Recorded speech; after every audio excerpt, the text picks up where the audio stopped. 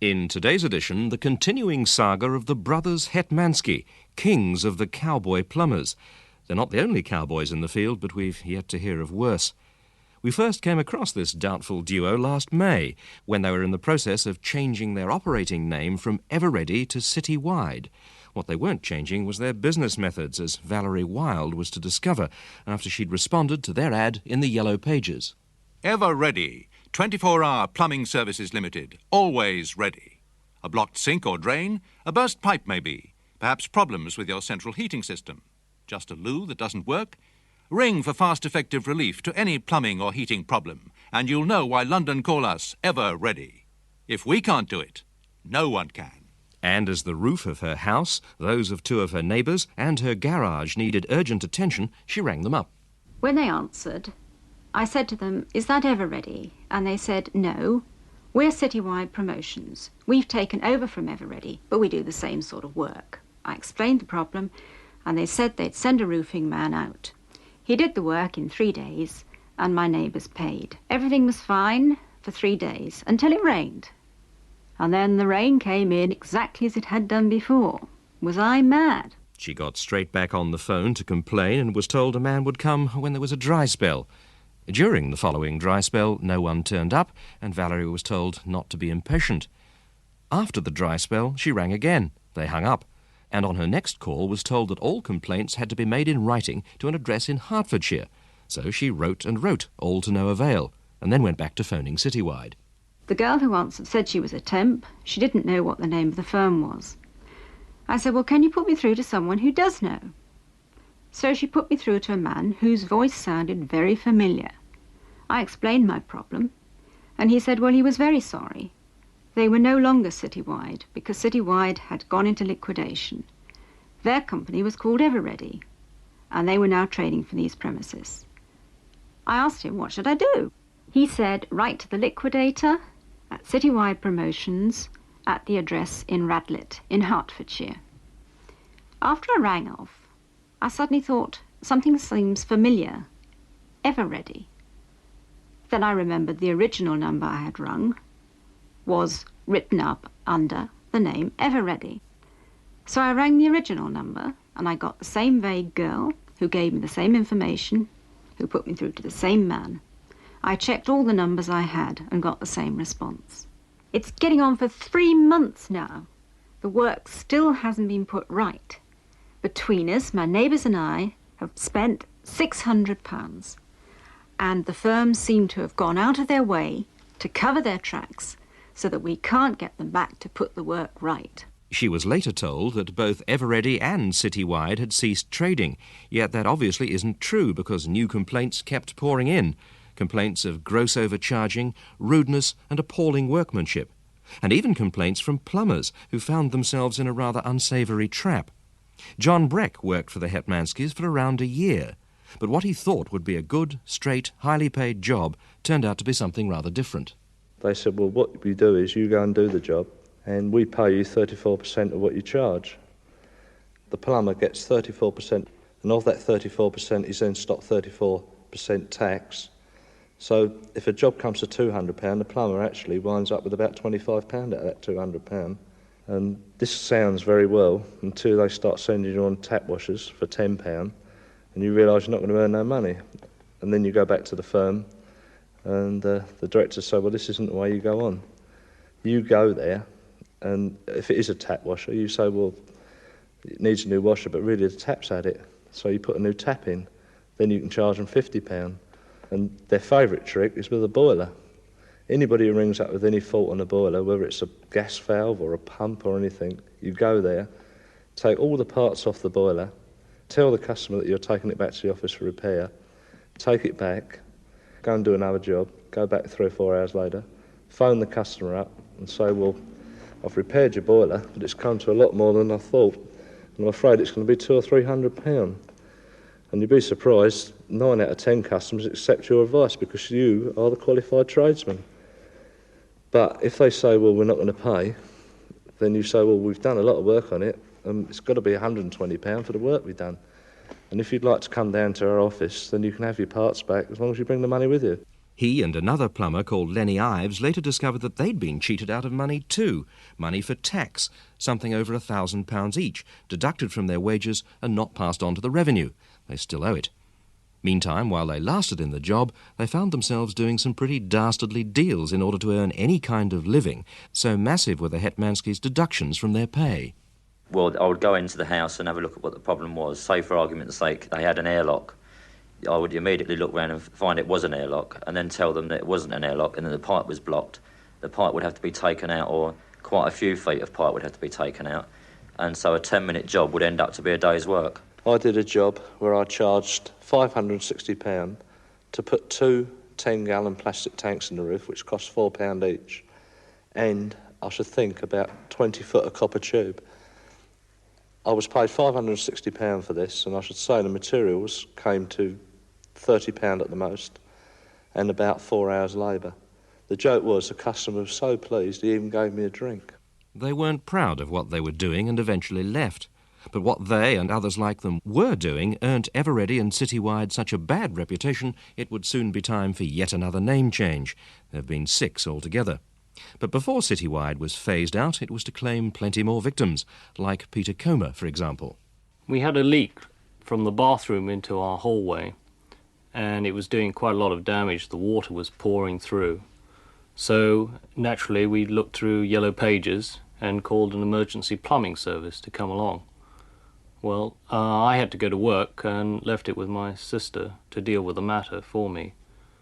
2 plumbers duly arrived, 2 big hefty plumbers. They came in and had a quick look around. They could see the water coming from the ceiling, and went upstairs, had a quick look, and on that basis gave a provisional estimate of what it would cost, of about £100 or so. I thought that was a bit high when I was informed by my sister, but the water was pouring through, so we had to do something desperately. Well, they started work, and an hour or so later, I got another call from my sister saying that the estimate had now gone up to about £170, and that's the space of an hour.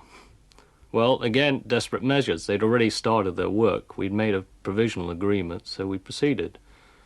After 3 or 4 hours' work, they finally presented a bill for £195. Well, my sister was paid that bill.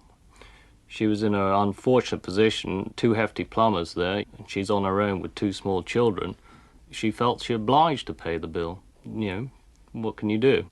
She's not the only one to report feelings of intimidation where Hetmanskys' cowboys are concerned. Complaints go back to 1975, in fact, of people being frog-marched to the bank to get cash instead of a cheque. You can't stop cash if the job goes wrong, as where these firms are concerned, they often do. Later that night, we used the wash basin, the bathtub, the loo, etc., and I was stunned to find that the leak still persisted. It was painfully obvious that nothing had been done to correct the leak. So I immediately got on to the plumbers again, reported this to them, and got no response. They were very uncooperative. They wouldn't send someone round. They ignored repeated requests to come and do anything further on the work, and the water was still pouring through the ceiling.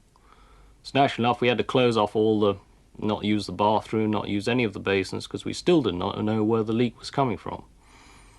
Days went past, and still nothing from the plumbers. They refused to come, and any attempts to speak to anyone in authority there met with total resistance, absolute blank wall. Eventually, we had to get another plumber to come along to do the work, and to do the job properly, he took 2 hours and charged £60. After lengthy correspondence with the plumbers, which they totally ignored, I took them to court, and they didn't even put in an appearance, and eventually in May I was awarded judgment by default for £215. The Hetmanskys have ignored that judgment, as they have over the years ignored others, both from the county court and the high court. Of course, one way for them to avoid trouble was to choose people less likely to complain. Foreigners, for example, like Francisco Sola from El Salvador. He was away from his London home last May when his hot water system failed. By this time, the Hetmanskys were operating under yet another name, Desterton Plumbers, and it was they who answered Mrs. Sola's plea for help. They informed my wife that it was a major job requiring 3 or 4 days of work, which would cost some £400. My wife asked what alternatives there were to having this job done, and they said the only alternative was to replace the boiler at a cost of more than £1,000. So she agreed to have the work done, and the plumber from Destaton carried out the work, except that instead of taking 3 days, it took him about 3 hours, at the end of which he demanded the payment in full, which came to £429. My wife was not prepared to pay £429 for 3 hours of work. There had been no parts to speak of that had been replaced, and the plumber first insisted, subsequently called his office and had one of the directors of Destaton speak to my wife until such time as she was very intimidated by the whole situation, and not being as fluent in English as perhaps I am, proceeded to make payment of this amount. Fortunately, she gave the plumber a post-dated check, and the plumber left. Mr. Solar, however, is no pushover. He's his country's ambassador to the EEC. He complained immediately, and Destaton agreed not to present the cheque until a renegotiation of the price had taken place. However, behind his back, attempts were made to cash the cheque express. They were unsuccessful, and the firm eventually agreed that Mr. Solar should get an independent estimate. I proceeded to have another estimate made, which came to £128, and wrote them a letter saying that I was prepared to pay them £130 in exchange for a discharge of the obligation that they claimed I owed them. Several days later, I had the financial director of the company come to see me and try to negotiate with me a higher figure, which I flatly refused. He then tried to have VAT added on top of the £130 that I offered, but I pointed out to him that they had no VAT number on their invoice, and it appeared to me that they did not pay VAT. He appeared to be very surprised at that, and I said to him that I found it surprising that he didn't know that they paid no VAT when he was a financial director. Finally, he accepted the £130, returned my wife's check, and went away. And I have not heard from them since. Chieko Sato, a 27-year-old student from Japan, however, was not so lucky. Every time someone was using the bath or toilet or wash basin, water came pouring through the kitchen ceiling like a waterfall. This happened twice, shorting the kitchen light, so we called a company from the Yellow Pages. First thing the next day, they came and had a look at the bathroom, but they said they would come back the next day. And next day, I showed them the bathroom and explained the problem. I thought it would be a big job to repair. So I went down to the kitchen to make tea and get biscuit for them, because I was really grateful that someone was going to solve the bathroom problem. It only took 20 minutes. I went upstairs to the bathroom, but they were not there, and I came back to the kitchen, and I met them coming back into the house. They said they were finished. The bill was £169. I thought, oh, very expensive. But I was happy that the bathroom problem was solved, so I paid. But after 10 days later, when someone was taking a bath, it happened again. Water came through the kitchen ceiling. So we stopped using the bath. Anne started complaining to Desterton. It got her absolutely nowhere, so eventually, when the need to bathe became pressing, they called in another plumber who solved the problem for less than £20. He obviously didn't see foreigners as easy prey. Mind you, as we've said, some of the plumbers who worked Hetmansky style didn't much like what they were doing, and clearly foreigners weren't the half of it. Nearly every day the type of work we did, or the way we did it, was distasteful to me anyway, but it was the only way we could earn a decent, workable living on Eveready. But what really got up my nose is the way they treated the older citizens with total disrespect, where they used to term them as old grunters, especially if they had plenty of money and lived in the nicer parts of London, and they were always the prime targets for Eveready's way of working. You know, normally speaking, old people are a little bit slower than a young person, and they're more gullible than a younger person would be, and they'd just be a prime suspect to, take as much money as possible from. In their terms, Kathleen Beattie would have been a prime grunter, 77 years old and half paralysed as the result of a stroke. My waste disposal unit wasn't working, and so not being able to use my right hand on account of having had a stroke, I got the Yellow Pages book out and looked up the address, the number, and I found the number for the Eveready people. Well, I phoned them, and they sent a man almost immediately, and he fiddled about, and he got it to work after about 5 minutes. And then he gave me a bill, and it was for £56, and it was made up of £40, £10 and £6. So I said, this is a ridiculous start. So he said, yes, I'm sorry, it's a charge we always make.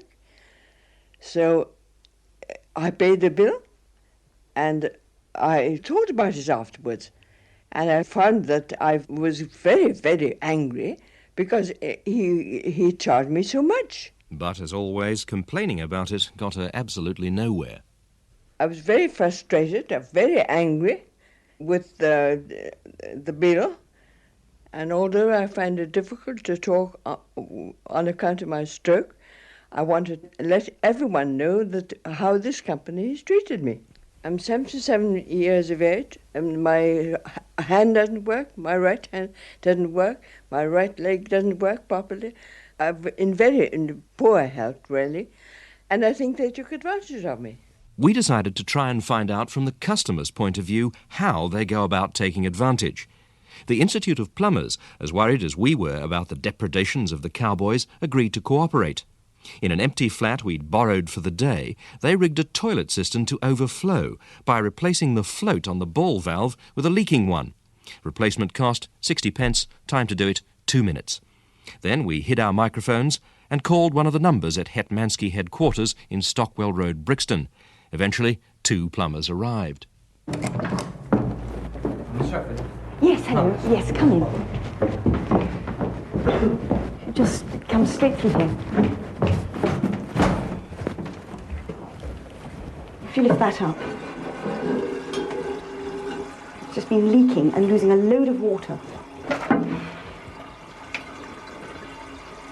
Yeah, it's ball valve, isn't it? What is it? Well, what's happening, this isn't functioning properly, and the water's going down there. Now, there's an overflow. This is stop it overflowing into your bathroom, actually. Is it a long job? Not too long, no. So I'll get the tools in.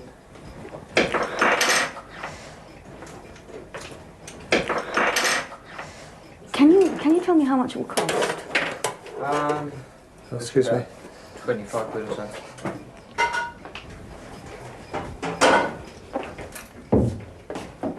What was actually wrong with that? So I can tell my boyfriend. The ball valve isn't working, basically. And therefore it's overflowing. We'll fit you a new one. Where is it? There. This one. I did the trick. Oh. I'll better get that with the pliers. We always put new in, because if you repair it... It goes again. No happens the last couple of weeks. God. We're Sorry. waiting for people to arrive and this, that and the other.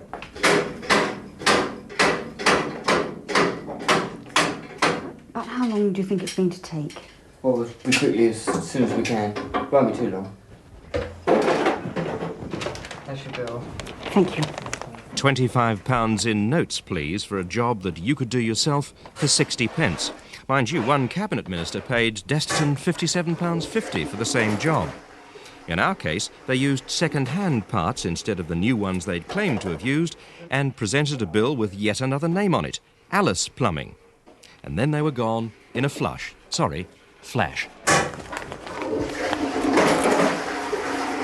And if you'd chosen to complain about treatment like that, you'd meet a brick wall, and always would have. What went for Eveready now goes for Desterton and Alice too. John Breck remembers well how the customers were treated after the job went wrong. Eveready had two offices, one that the plumbers went to and one that was a registered address on their invoices. And it was a joke amongst the plumbers that the registered address, which was an empty building, there were always a queue of people outside levering the door.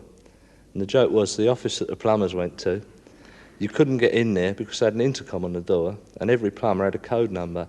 And you rang the intercom bell and if you said the right number, you'd get in, but if you didn't, they'd open the window and look down to see who it was. As well as that, the phone never stopped ringing with complaints, and whoever answered the phone, either the girl in the office or Mike Saunders, the office manager, he answered the phone a lot as well. He would just give a comical reply and hang up if he knew it was a complaint. The Hetmanskys answered to no one, and their real offices at 128A Stockwell Road, Brixton, are, as the plumbers will tell, almost as impregnable as KGB headquarters. So the other morning, I waited for Leon Hetmansky, usually first at the office, to turn up. Mr. Hetmansky, my name is Roger Cook from the BBC Checkpoint programme. I'm here to record an interview with you now about your plumbing activities. Leave the microphone alone. There are a lot of unanswered questions about people who've had really appalling service. Leave the microphone alone. Leon then paced up and down, mouthing silent obscenities and waving his fists. You regularly do jobs and charge hundreds of pounds for them when they're worth perhaps 25 or 50. You don't answer complaints, even from ministers of the Crown. Have you no answers to any of the complaints you've had, or just don't you care? Now, that was technically, that was an assault. There's absolutely no need to hit like that, is there? Is there? Hey?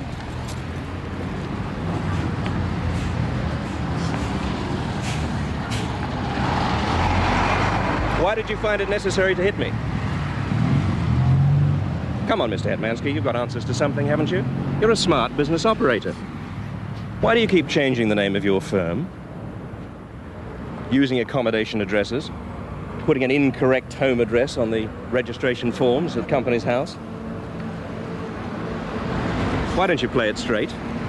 But the Hetmanskys weren't going to play it straight then either. Suddenly, his twin brother Stanley turned up, along with office manager Mike Saunders. They chose to demonstrate with a length of 4x2 timber and a cosh that they still answer to nobody.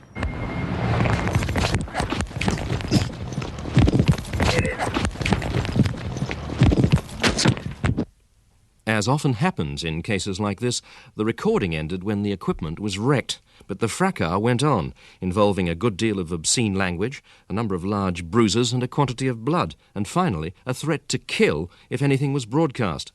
Well, it was, right to the bitter end. And that's all in this week's Checkpoint. I'm Roger Cook. Please join me again at the same time next week. Meantime, if you think you've come across something else that deserves investigation, do drop me a line. The address is Checkpoint, BBC, Broadcasting House, London W1A 4WW.